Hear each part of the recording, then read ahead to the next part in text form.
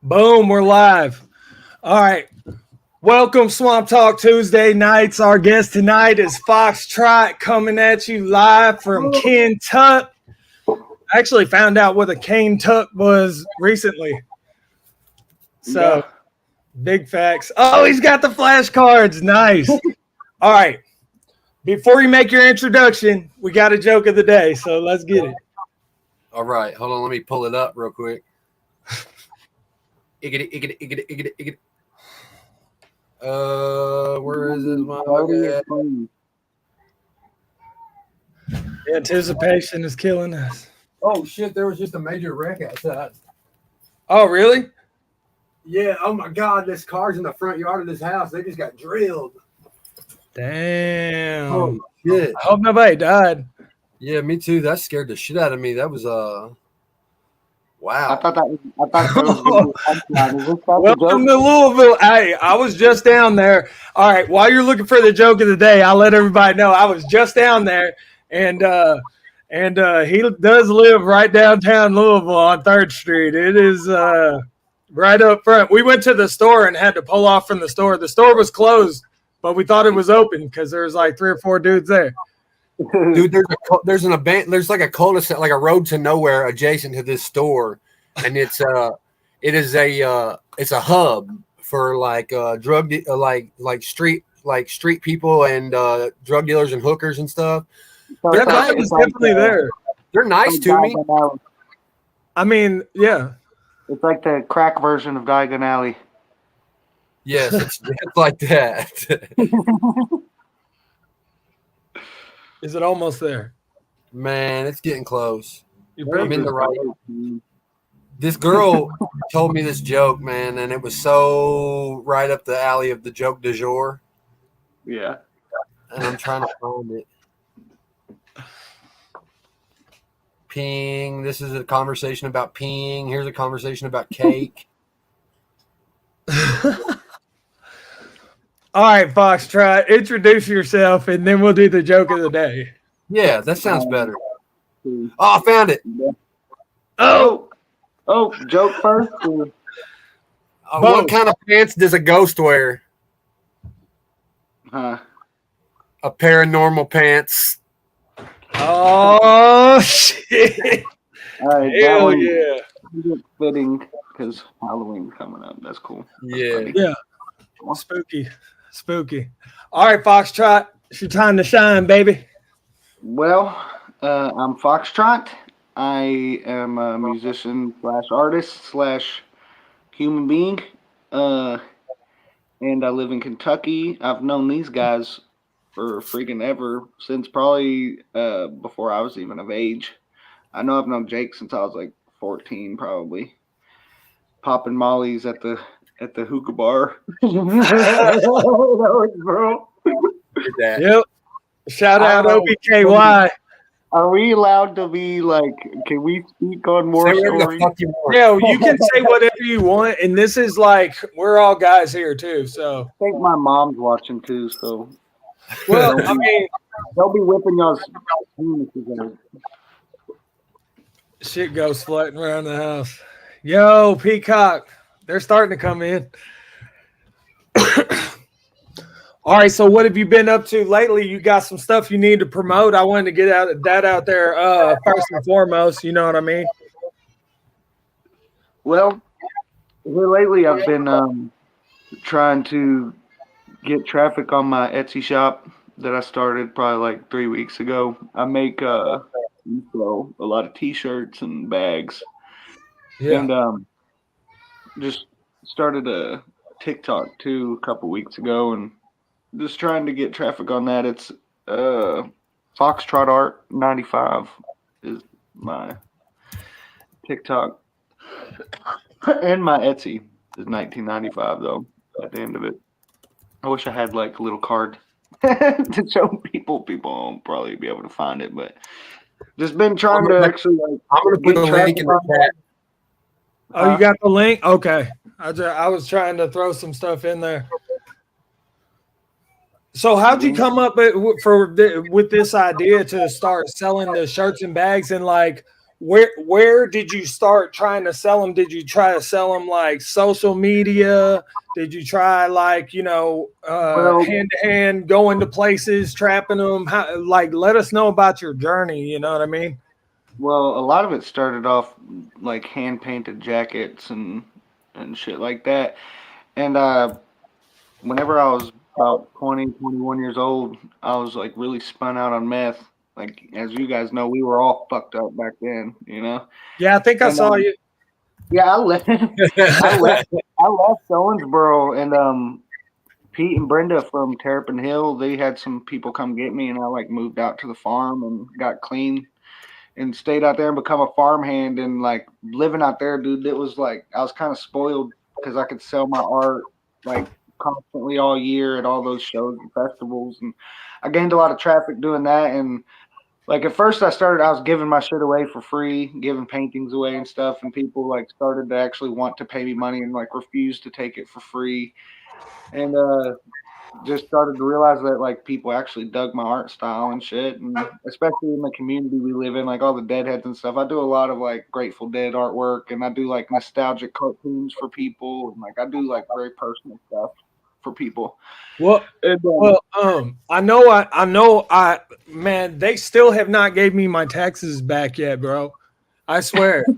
I swear. They still have not get, and I promised this man, I was like, I'm going to commission this albino alligator on the microphone painting, but it's definitely going down for sure. When it comes to taxes, bro, I've never paid taxes, and I haven't been on that trail or trying to do any type of like, financial stability type shit other than the past like 3 or 4 years because I was off grid. And like, so now I'm like wanting to get my LLCs and wanting to like, get my shit trademarked and maybe like a solid logo. Well, a business license is where it's at, and really, if you can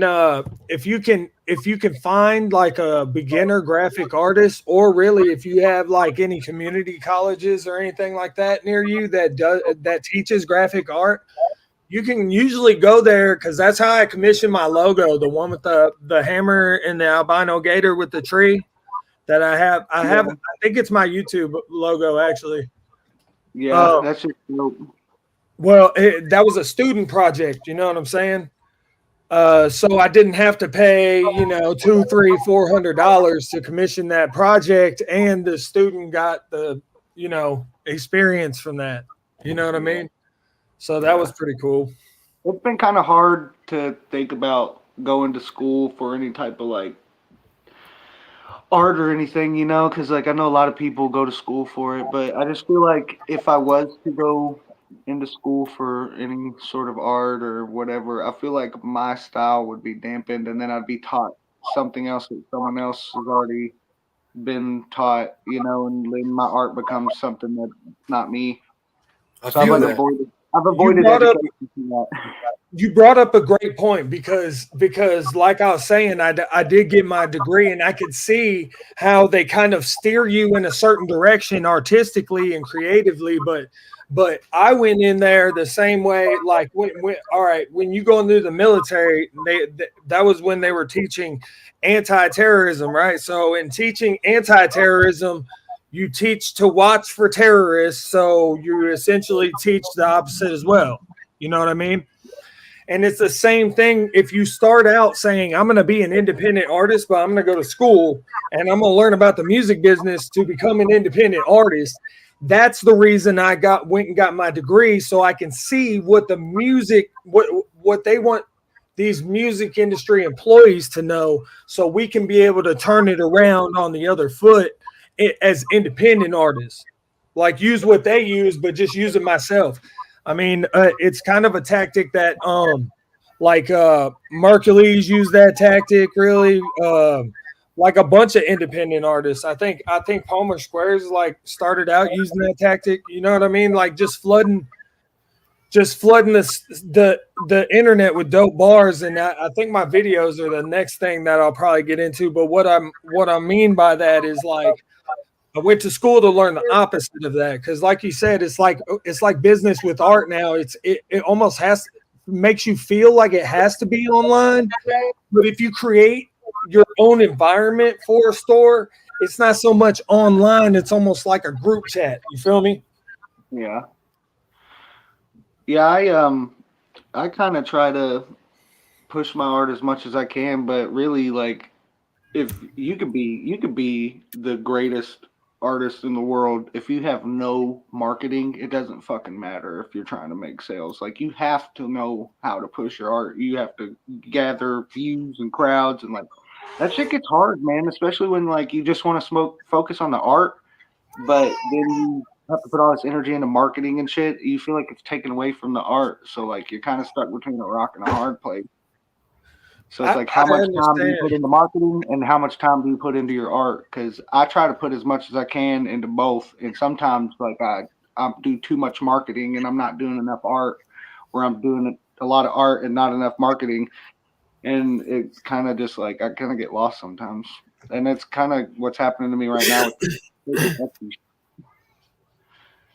I So mean, I that's used to want to be so underground, and I used to want to be. I was so afraid of getting pollute. Like whenever I used to rap more, which I've kind of fallen off from the like the level my bars used to be at versus where they're at now are kind of two different things. But I wouldn't listen to rap music because I was so worried about getting pollution by accidentally like subliminally stealing somebody's bar or just even getting that influence from something. So like Yeah. I fully get what you're saying about not wanting to go and be steered, even if it's like not your But fucking at the same time, everything's already been done. So it's like it's very confusing. You're like, I got to take something that's been done and make it completely different. Doesn't really make fucking sense, but that's what artists do. whenever yeah, right. whenever you draw inspiration, like that's like whenever it comes to like breaking genres though. Like if you get all your inspiration from jazz and bluegrass and then you go make a rap album, like Yeah. that's where that badass shit comes Yeah, like in. if Bill Monroe was the only fucking bluegrass artist we ever had, it would be pretty fucking boring and no one would like it, you know? Like Exactly. some might, but And I think there's that influence. Like that's why I like putting that dead influence into my bars, or like references that only motherfuckers that know are gonna know, and that people that don't know are gonna be like, he's saying something right there. I'm gonna go find out. Yeah. yeah. You feel me? That way, it's not in your face going like this. You know what Yeah. I mean? Try this. We're If you know not evangelists. We're just showing you light. Yeah, I got a question for you, Sater. What are you doing show wise anytime soon, man? I seen where you played in Louisville not long ago. You got anything planned? I have nothing planned right now. I got a guy that's talking to me about a Halloween show, but really, I've been talking to the local bar here. They're pretty much saying whatever gets people in here. I think I might be able to sell tickets here, but what I'm trying to do is jump on with somebody so I can kind of get the ropes of the lane I'm in, kind of. Yeah. And I'm talking to these couple of guys. That Swamp Music Mafia thing I posted. I don't know if you've seen that, but it's got all the animals on it and stuff. The albino Yeah, gator there's and like all four that. of you guys, ain't there? Yeah, well, I have songs with all three of them guys already, Yeah. and they're all like real down to earth people. You know what I mean? Tone the Bone, Old Skeet, King Kush. I had that Green Man song with, so Yeah. it's kind of like a wrestling stable of sorts. Like we're not a group, but we're like we will wrestle as a 4-man team. You see what I'm saying? Yeah. But like we can change up the combinations for the tag teams, and each one of us can win the belt on our own. Yeah. But Wait, are y'all I wrestle? think Huh? it's really smart Rap game for wrestling. Hey, speaking of rap game wrestling, dude, the other day I traded a painting for Def Jam Vendetta. I got that Damn. shit. Yeah, I seen that. I seen that. Yeah, I dude, used I to Dude, be was doing Ludacris all the time. I seen your Stone But- Cold. Was it Stone Cold Primate or Stone Cold Mankey? Yeah, That's Stone Cold sick. Primate. I did a whole WWF Pokemon set. Yeah. Yeah, did you sell out of those, bro? Like that must have gone. I still have a few of them. I sold the Kane and the Undertaker, but when I Yeah. went to that pop culture event, it was more like a card show, you know, like a retro card show. And Yeah. I was there for like an hour and sold a couple paintings and traded one. It wasn't as long as I wanted it to be, but I still have like a shit ton of those Pokemon paintings left. That's what I'm talking about, man. When I'm talking about I do too much art, and now like my van's chock full of fucking Pokemon art from that event. And like I know I have people who buy my Pokemon shit, but like I got like 15 Pokemon paintings. To find 15 fucking people to sell the Pokemon painting to is kind of crazy. Comic-Cons, man. Need to hit up Comic-Cons. I'll share your links and shit on my socials. I got you. I seen where you sent me a friend request. I haven't been able to accept it yet, but I seen it earlier. Like emotionally, or you did like Signal? You was having flashbacks. You were getting a flash. You ever had a flashback for a friend request?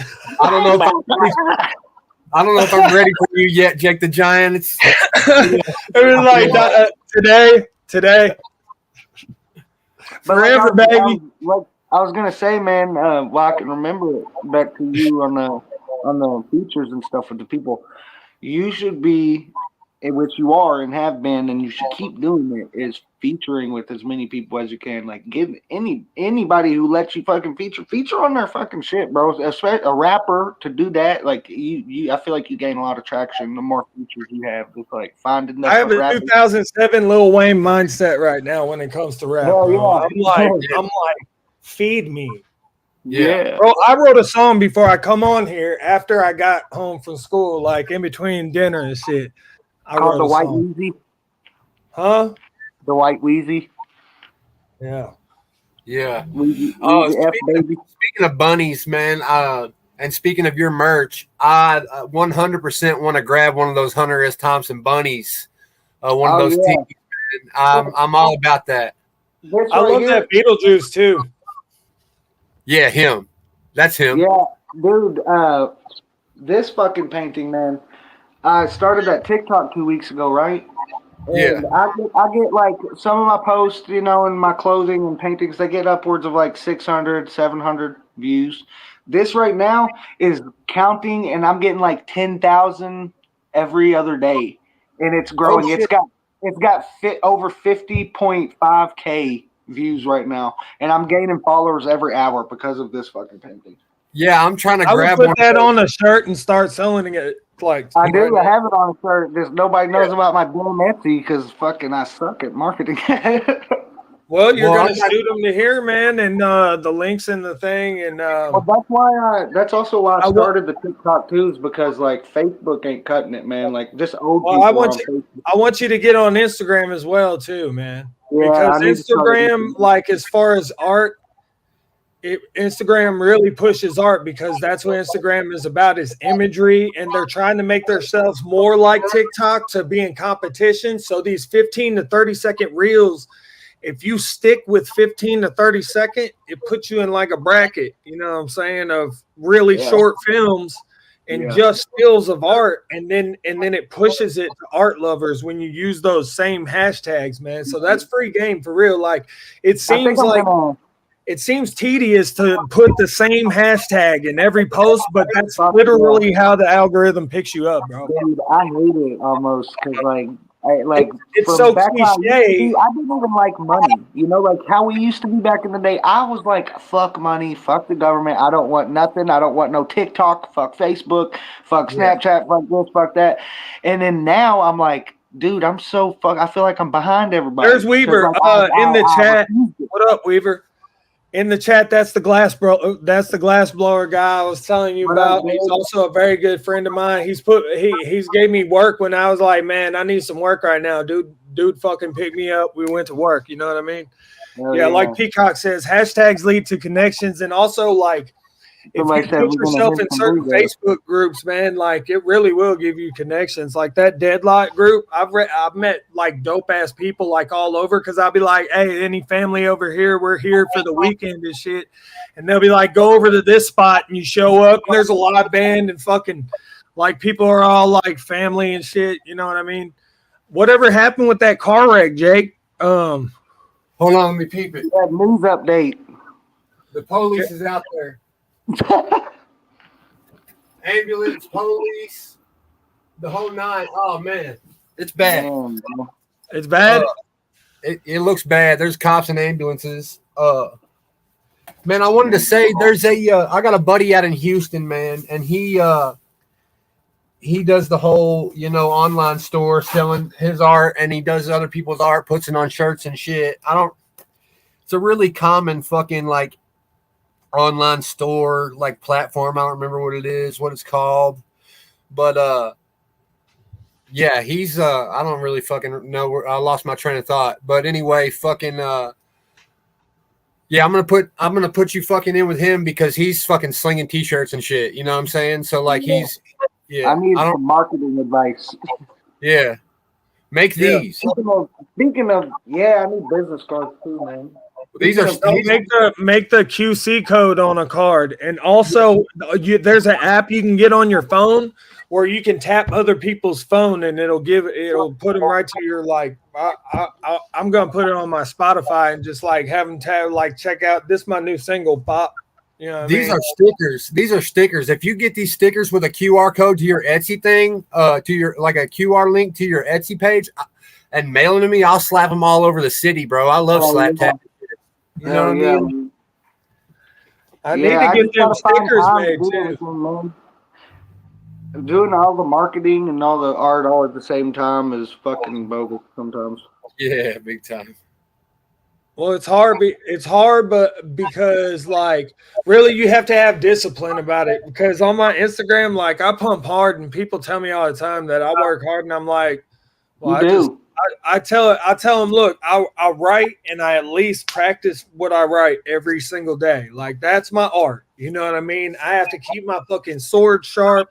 I know going in, like I rap so much that I can tell how I'm gonna rap based on what I have. Like I can tell like the way I'm gonna rap after a Red Bull, the way I'm gonna rap after 6 beers, the way I'm gonna rap after I'm dead sober or if I smoke a blunt. You know what I mean? Like I'm getting to where I know my skill of writing and rapping bars so well. You know what I mean? My 6 bar flow or my 6 beer flow used to be top tier. And now that I don't drink beer, how do I unlock the 6 beer flow? You know what I'm saying? Right. Just I talk them brain cells up to the game, you know what I'm saying? Just work with what I got left, bro. What do the kids do? They do the choke out challenge. Everybody just sit around and choke each other out. And then you got to like come up with the most best bars you can as you're coming to. That one kind of spig that makes you go interdimensional for a minute and then you come out of it and like tape it all. Don't jump out the window. You're just gonna have to get you a bottle of Delphine. Hell yeah. Hey, sorry. So Jake and I have been talking about doing a bluegrass project. So you ready to talk about some bluegrass? Because in school they kind of teach you about all the genres, blah blah blah. It's kind of cool to see some of the stuff, and they kind of make it like, you know, everything kind of came from like the guitar essentially. Yeah, you know what I mean? I would say I do have a little bit of bluegrass influence in the stuff that I write, but it's really like indie grunge grass, if that makes sense. Because like there's a lot of fucking 90s influence, and then there's a lot of influence from fucking living out on that farm, you know? Yeah. So it's like it's almost like newgrass. To fucking Old and in the Way, you know? Like it's my influence is kind of weird. So. I spun your shit today, man, and it's really, really similar to the shit that, like, you know, we come from such similar fucking places that, like, our music is in the same wheelhouse. You know what I mean? Like, so, like, I dig it. I fucking dig it. I fucking dig it for sure. Yeah. If you listen to my guitar stuff or my electronic stuff, I listen to the guitar shit. Yeah, I got an electronic LP too on my YouTube. I've heard it. I sample a bunch of old VHS. Yeah. Funny stuff. I bumped it. It'll make you laugh. For sure. Yeah, I was bumping. I was like, this is my dog. You know what I mean? When I Like, was making that shit, I was like, I want to make something that when somebody hears this, they're gonna like feel tickled. You know? Yeah. Yeah. It's good. It's good. I can drink. What they say? What do you so somebody said something about wanting to hear some music on there. yeah. We all- Well, that's that. Yeah, you can go ahead and set us up with something, and that's Tennessee or TNT Dad Reacts. So I was on an interview with him. He's like, "You want to come on for an interview?" We did like 4.5 hours. You know what I'm saying? Sipping some beers and shit, and it was pretty cool. And he plays music on his program.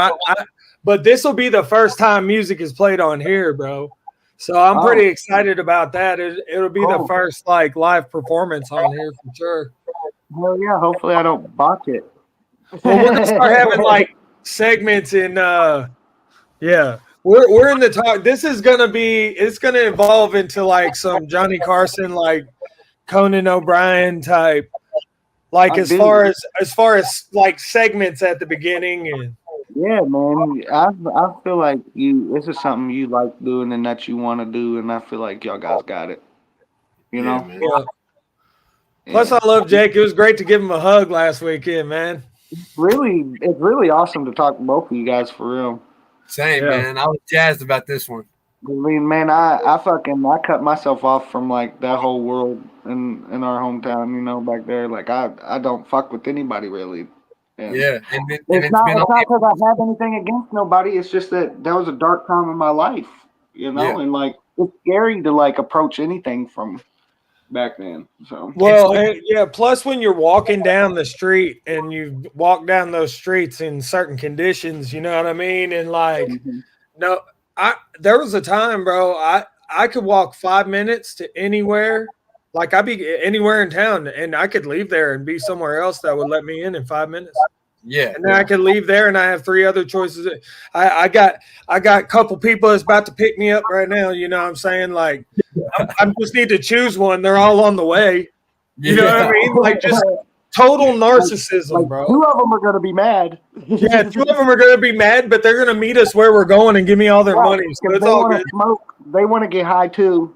Yeah, because I'm just going to make a phone call and all the money's going to be gone again. Just buy me a pack of smokes and a 40, and I'm just going to sit right here.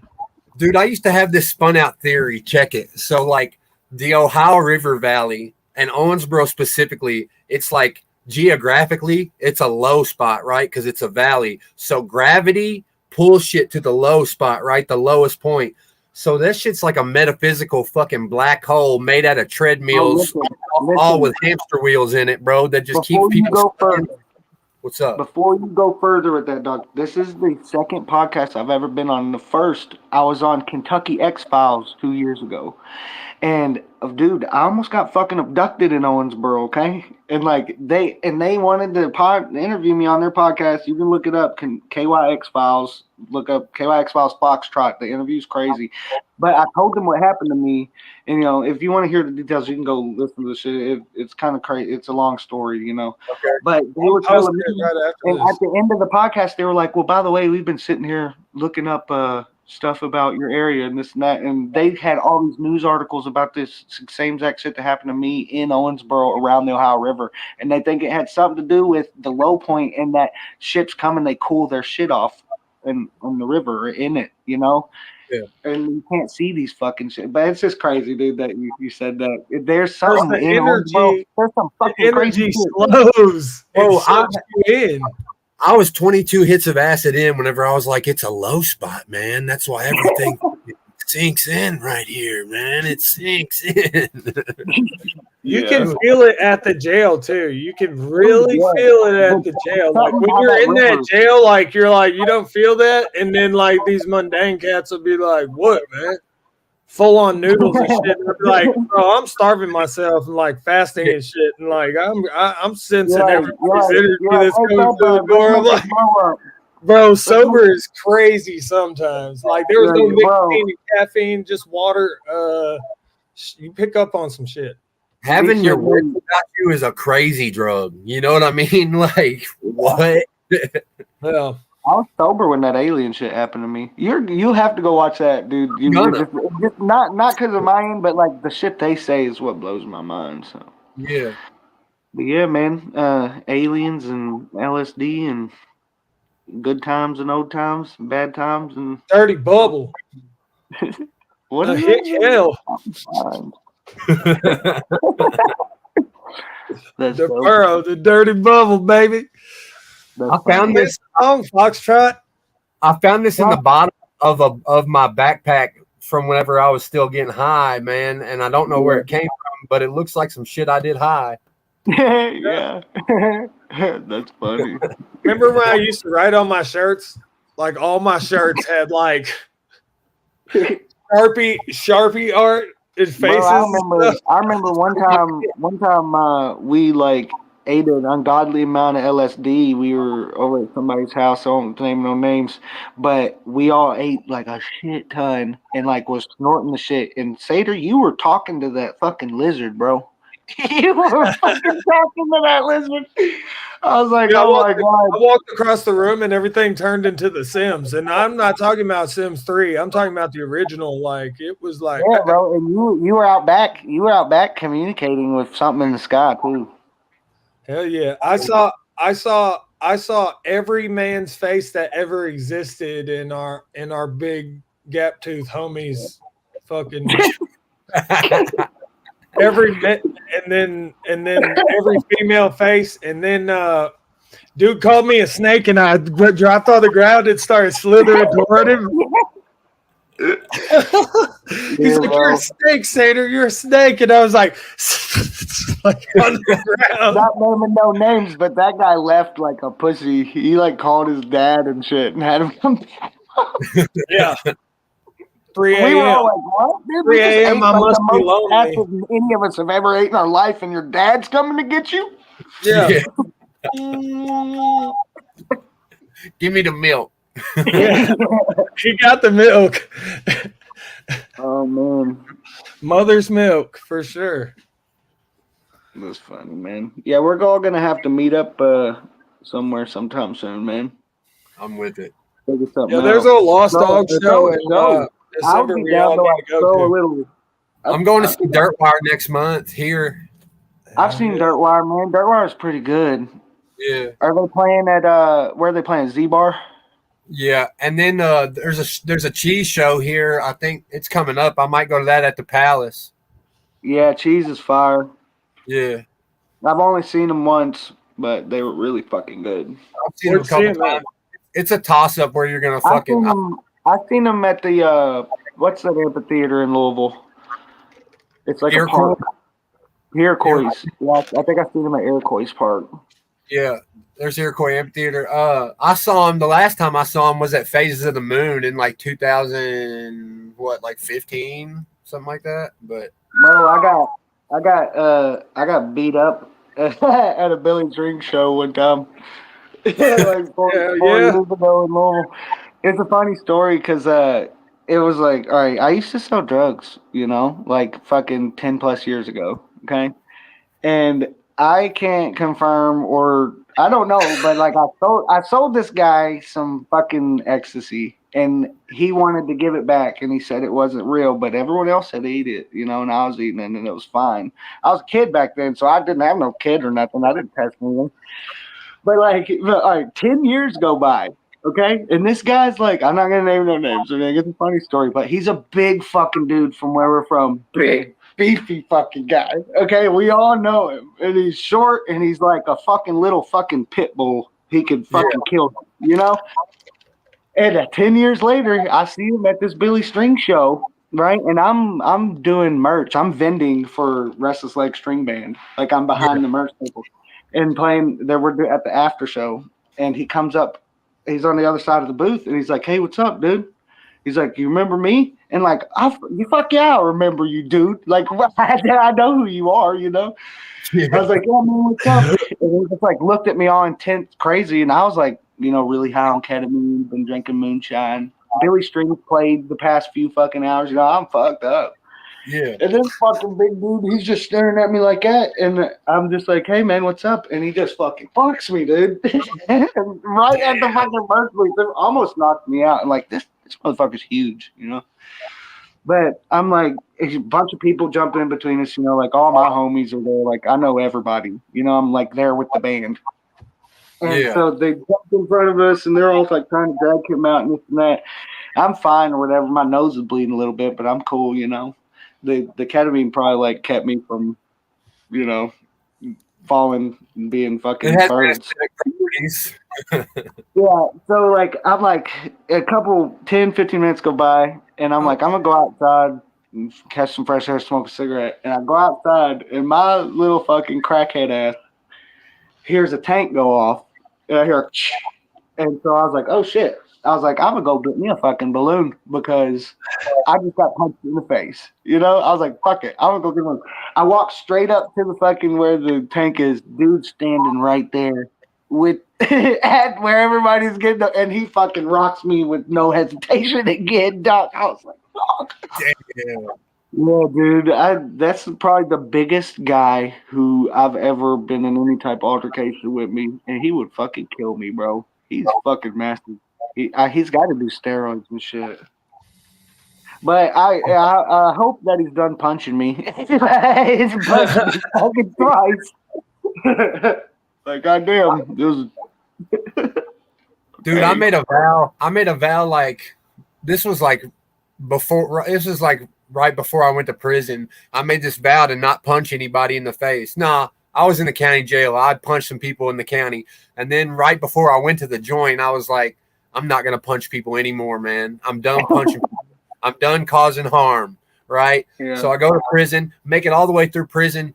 I gang banged, so I didn't really have to punch anybody because the guys were like, "Awesome, Jake, you're going home." Shit. So yeah, I got out of prison, and end up back in Owensboro, and there's this dude from Owensboro, and every time I've ever seen this dude, I've punched him in the face because he starts some shit with me, and he made me break that vow. But since that little slip, you know, I've not punched anybody, so I'm back on my deem with that, man. I'm not punching people, but I would.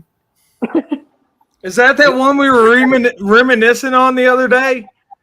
I don't You're know. talking about the one we were reminiscing on the other day. Maybe. Yeah, I think so. After you come home. Oh no, not him. No, but I used to punch people. I just don't anymore. If I would have punched that guy back or even tried, dude, he would have fucking smashed my skull in. Yeah. He would have smashed my fucking Crazy. shit in. Yeah. Yeah. Hey, man, sometimes you gotta punch people in the face. That's true. Like, welcome to the live where we talk about LSD, punching people in the face with music. That's our show. That's pretty much it, man. Yeah. So y'all guys want me to play a song? Hell yeah. Okay, I got a couple originals I'll play for you guys. If that's cool. That sounds cool. That sounds awesome, man. It's my grandpa's guitar. Oh, wow. Sweet. Did he paint on it? No, that's me and my LSD stuff. There's a festival that I threw a few years ago. Sweet. Low down, throw down. I guess I'll play a song called Put the Needle Down. And it's a good one, I guess, for the you said you're doing the sober thing and there's probably some sober people watching and there's like a redemption theme here too. Yeah. You know what I mean? coming back from the bottom type. Yeah. Vibes. Well, this too is for a friend that passed away a few years ago named Brooke. He died of a heroin overdose in a van in Evansville. But it's for everybody, but it was written, you know, inspired by her death. So damn. I'll go ahead and play. R.I.P.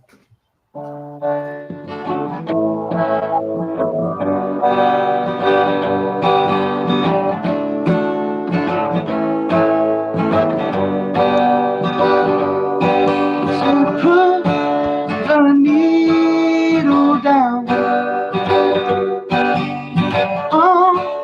my final heart,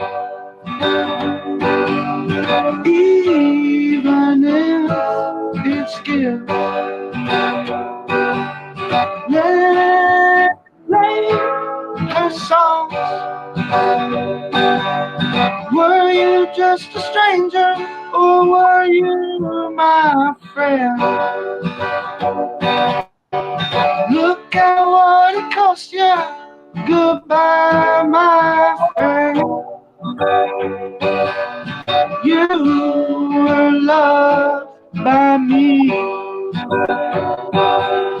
You were loved by many.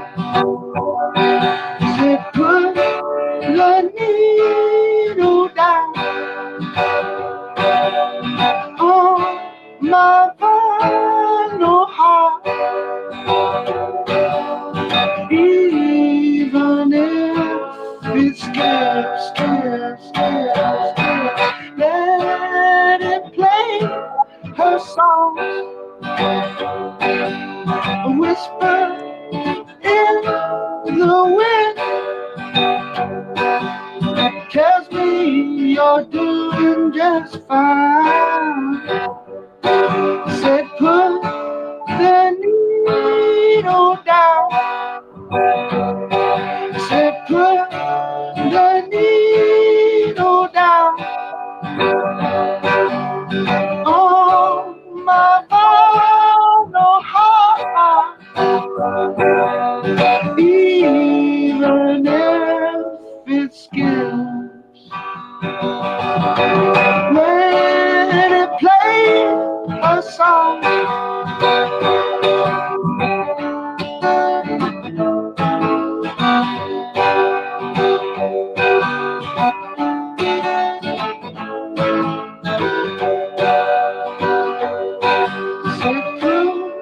The needle down. I liked it. You know, I mean, bro. My dog, man. Thank you, man.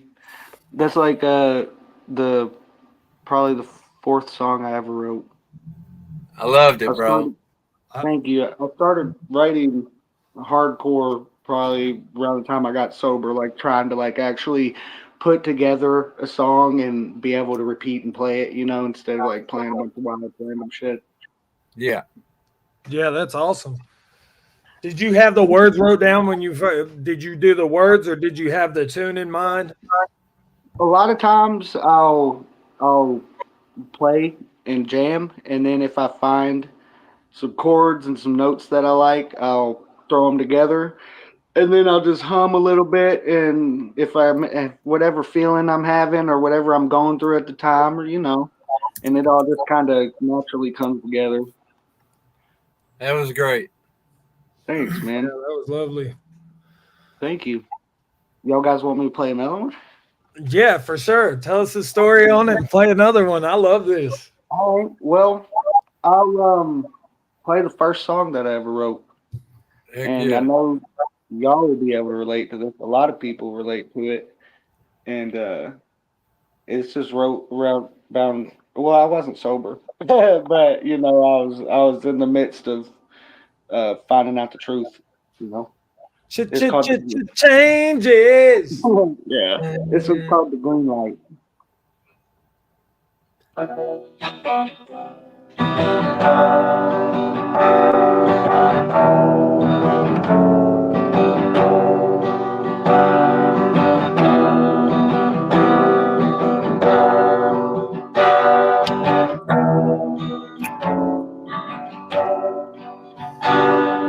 Green light always changes right before the red. No man, no lies ahead on the highway of the dead. And it's so unfair. There's chemicals in the air. They put it in your food. You better send to. Open your eyes, Uncle Sam wants you to die.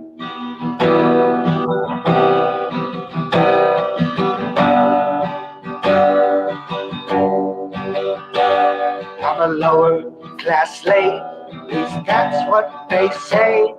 And I was struggling till the day that I died. Couldn't tell you why. I was born from the womb with fear. I was born drowning in the tears. Mama cried, she cried. Mama cried, she cried.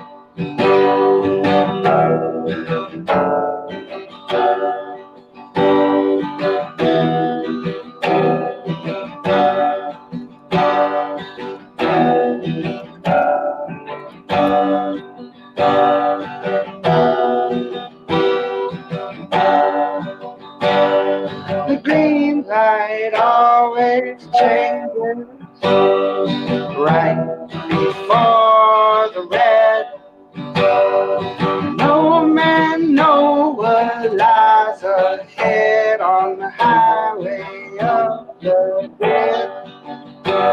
There's crooks, there's cons, don't forget the feds. How to bust out heads.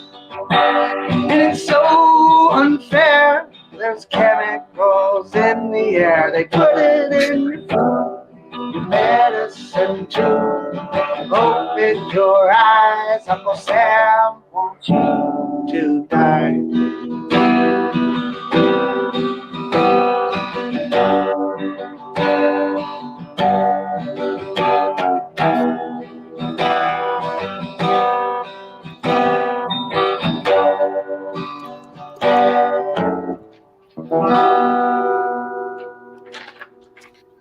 Wow, dude, that's amazing. That's amazing. That was a dope ass song, bro.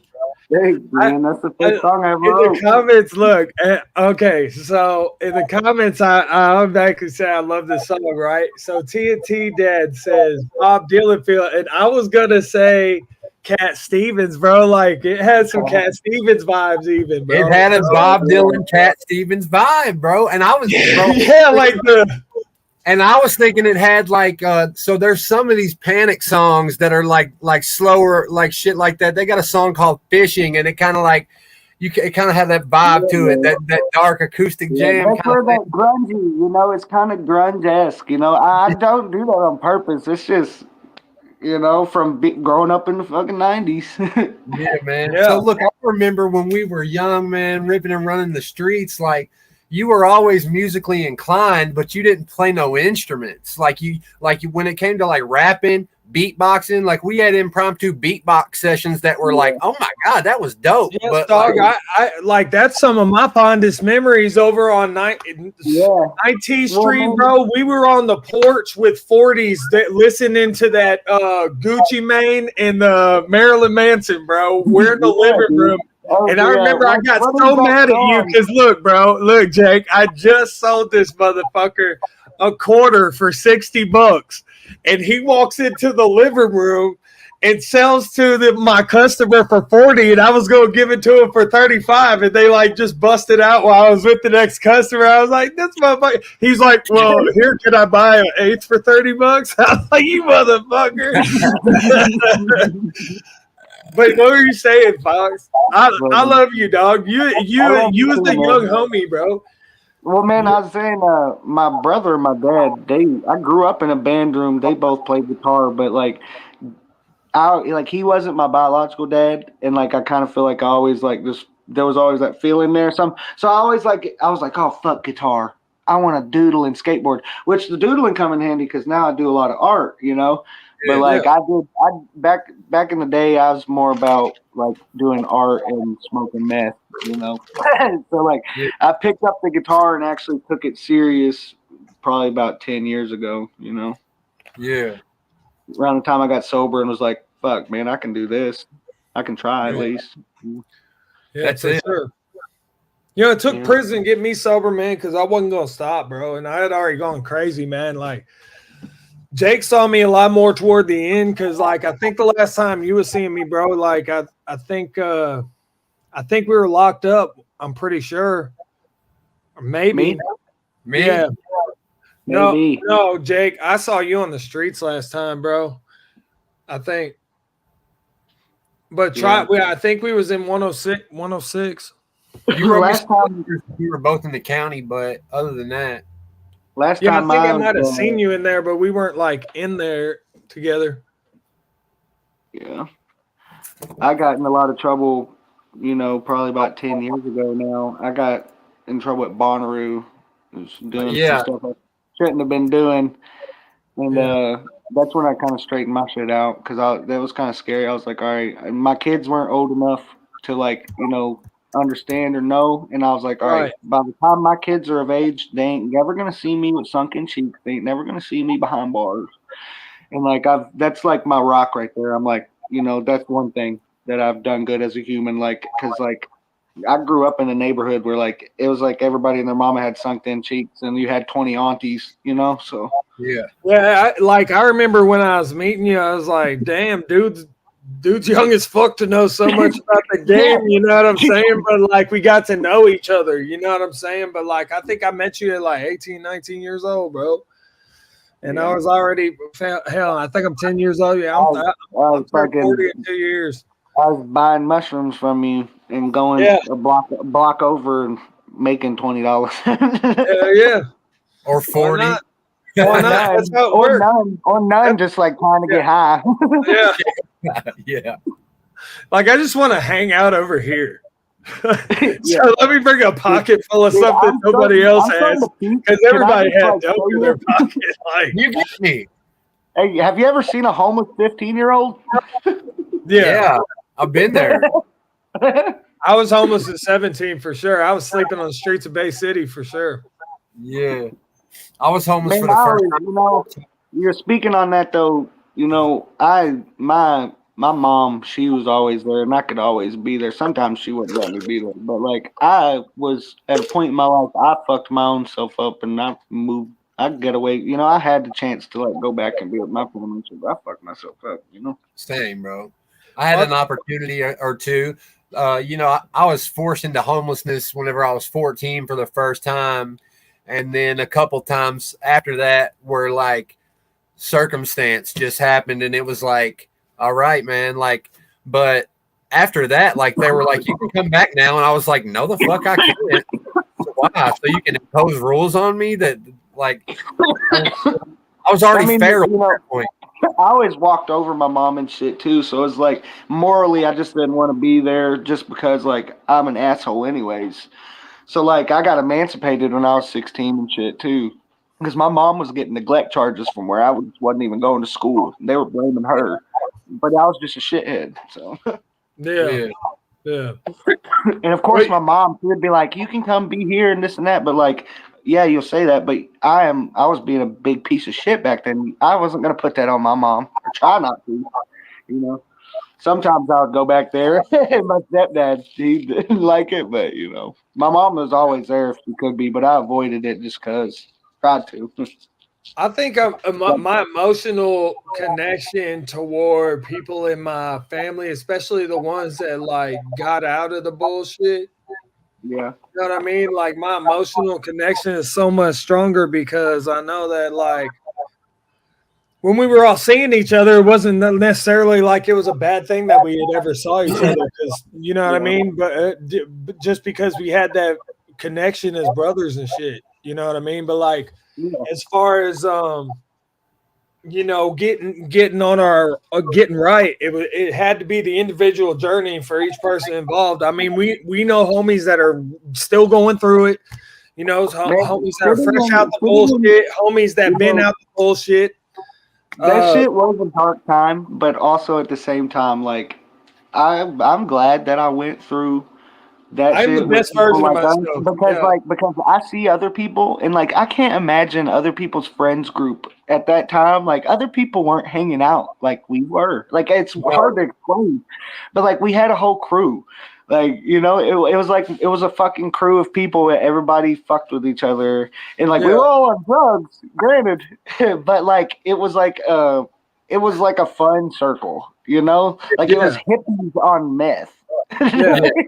It's literally what it was. But it was very punk rock at the same time, bro. Yeah, It was very punk rock at the same time. Yeah, rapping and shit. Like it was just But still, like it is. I mean, hey, wait till y'all hear some of this shit coming out. Before we get off here, I gotta say, bro, I got an album September 23rd is coming out.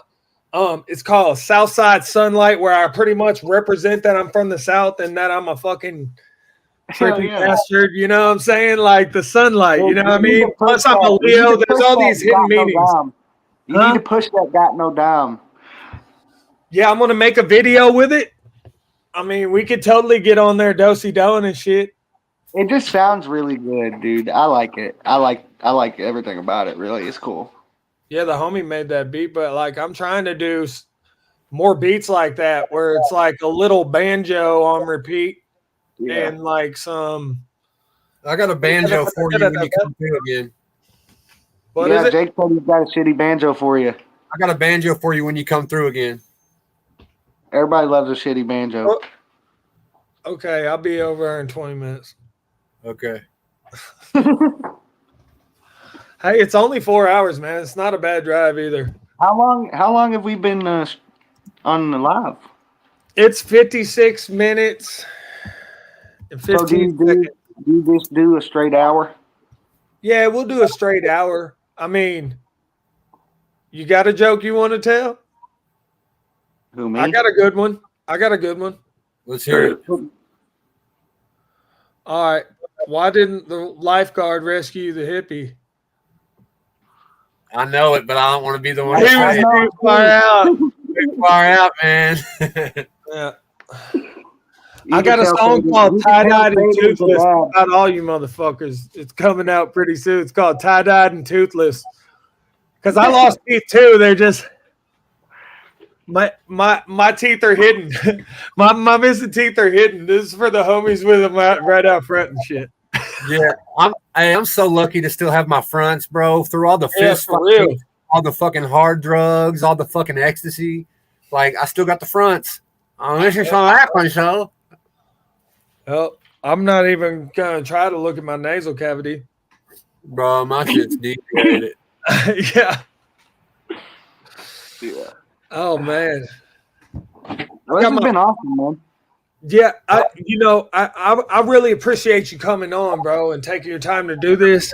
And it's cool to catch up with you and shit. And it's good to see everybody doing good, man. And you got like goals ahead of you. You know what I'm saying? And that's dope on your new job. I've always wanted that job, and I was never in a place in my life where I could slide in there and do that. You know what I mean? I'm surprised I got hired. What's the job? I'm an usher at a movie theater. Oh, so is that not like the most appropriate job for this motherfucker? Yeah. And like, dude, you get access to like all the posters after they're retired and the movie ain't playing no more. And, like, yeah, it's just so you should treat spoofs over them. Our mutual friend that lives in San Francisco sent me a link earlier for some stagehand jobs. Yeah, I know that friend. Yeah. She they're hiring for Louder Than Life for like teardown for Louder Than Life. So that's probably good money too. That's cool, man. It's $20 an hour. That's dope. I got you. Fox, man, I would love the opportunity to get together and jam with you at some point, man. I got my guitar. I got a shitty mandolin, but I'm about to buy a new one. So yeah. I'm gonna learn the fiddle, boys. I'm gonna teach myself fiddle. Dude, you're gonna have a tough time, bro. Fiddle's rough, dog. I can't even think about playing a fiddle, dog. I can play mandolin. The left hand's the same, technically, kind of. If I never have a fiddle and try, I'm never gonna play that song. That's right. I got a little bow for my guitar. It's like yay nasty, and it's like I saw those. I got one of those, and it's cool. You can do cello and violin sounds, but it's like it's a gimmick. It's hokey, but it's still cool. It's cool though. I mean, you probably braid something up and slide it across there, real tense like. It's all about the rosin. Make sure you guys check out the rest of my my YouTube too, Jake. The electric stuff, like it is cool. I will. And I'm And kind there's of a song on there. There's this one song I got, Seder. It's called "Ha Ha," and you'll know which one it is. But you should have that, and you could use it, and you could just do whatever you want with it. I feel like you could rap over it good. It's Hell called, and yeah, there's we'll another get one a called collab Final going, bro. Final Boston too. I want somebody to rap on it. There's a couple of them that are just straight trap beats. The rest of them are like house, you know. I got a bar that says how many times I gotta beat the fucking final boss before I realize it's me or something like that. It's hard. That is I'm hard. gonna send you the song I'm talking about, man. See if you can work with it. Hell yeah, man. Bro, all right. To sign off, y'all want to hear a little bit of lyrics, bro, that I just wrote? Yeah. Okay, so this song is by a dude named Peacock Productions. He was in here earlier and he made the beat to this. But it's a song called Red Lights, which is fucking crazy, bro. That your song was called Green Light, right? Yeah. Green Light. So this song was sent to me and it's called Red Lights, right? So I'll just read you the first verse. I hit the gas, I mash it down, I gotta go for broke. Yellow red, I cannot slow. Green light is all I know. This lane is overflow right above it where I float. I ride a cloud of smoke. I'm blowing made of hydro. I'm working harder, faster, stronger. I'm going to get it done. Stay on a higher plane, a little closer to the sun. Stay in my mind a little longer. I'm a self-destruct. I got to beat the competition. They shit out of luck. But then I realized there ain't nobody fucking with me. It's only me versus me, so you can keep the pity. The only way is getting better every day. I just can't wait to make a play. Do something great. So that's sick. I got to write a song called Yellow Light tonight, man, to complete the track. It's a slow R&B remix. Yeah. That was tight. That was good, Vader. I like that. Man, I love you guys, and y'all can call me anytime. We're going to sign off of here and then just go promote the fuck out of this. You know what I'm saying? Just throw it on your stuff and Mad Rabbits. Hell yeah. All right, y'all. Take it easy, I love man. y'all, man. I love you too, man.